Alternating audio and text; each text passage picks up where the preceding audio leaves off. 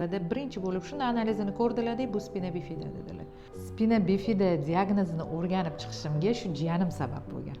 Jiyanimda shu diagnoz qo'yilganini eshitganimdan keyin shu Turkiyadan shu mashhur professor, tajribali ustoz professor Onur Yamanni olib kelib, shu bolalarga yordam berish maqsadi bo'ldi faqat. Shu jiyanim 8 yoshda edi. Hatto oilasi ham bilishmagan, bu spina bifida nimaligini ham bilishmagan. O'sha siydi tuta olmaslik muammosi bilan hamma yoqqa murojaat qilib yurishgan, har xil o'zimizdagi vrachlardan davolar olib yurishgan.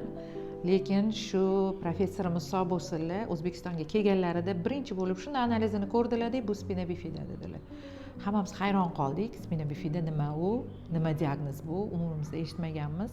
Keyin o'sha orqali izlanishni boshladik. Men ham, kelinimiz ham nima ekan bu, qanaqa qilib yordam bersa bo'ladi? Keyin vrachimiz tinchlantirdilar. Shu bir qator analizlar kerak bo'ladi dedilar. Agar topsanglar O'zbekistonda qildirib jo'natinglar dedilar. Topmasanglar imkoni bo'lsa Turkiyaga kelinglar dedilar. Hammasini qildiramiz, diagnozini qo'yamiz dedilar. Ko'ramiz dedilar. Yo operatsiya bilan davolayman dedilar, yoki dedilar operatsiyasiz dedilar.